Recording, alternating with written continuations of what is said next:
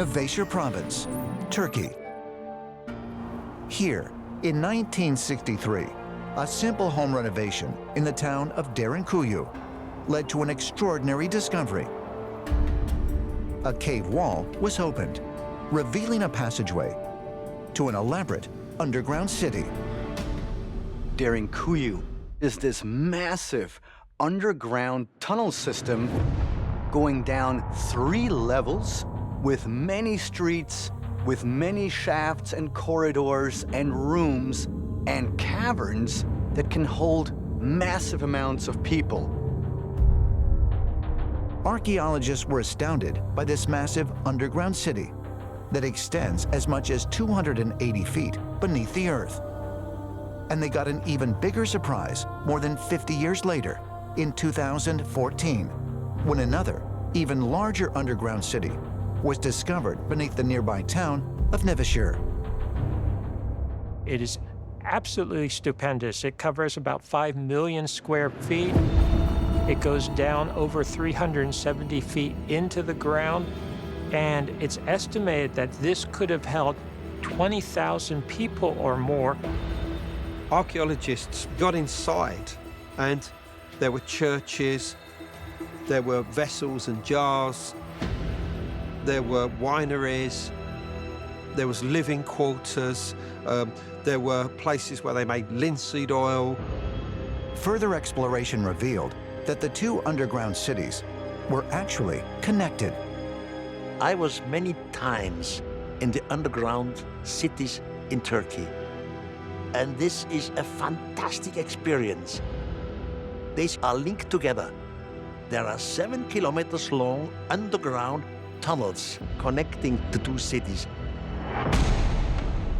According to many archaeologists, these cities were most likely constructed around 800 BC to provide shelter from an invading army.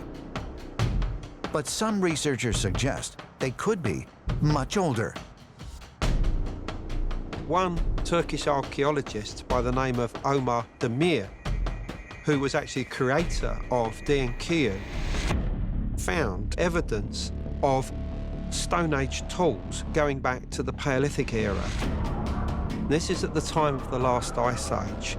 This tells us that these underground cities are perhaps 11, 12, 13,000 years old. If the underground cities of Turkey really are as much as 13,000 years old, just who could have built them? And why? Ancient astronaut theorists suggest that these sprawling underground cities may be shelters that are described in the sacred writings of Zoroastrianism, one of the world's oldest religions. In a text called the Vendidad, a young ruler named Yima is instructed to build an underground sanctuary by the god Ahura Mazda. Ahura Mazda told the great early king Yima that there would be a terrible disaster. A winter would come such as has never been known. It would be so cold that at midday it would be dark like night. Ahura Mazda instructs Yima to build a Vara. This is a huge structure, 2 miles long, 2 miles wide, an underground hall of sorts where things can be protected from the terrible winter.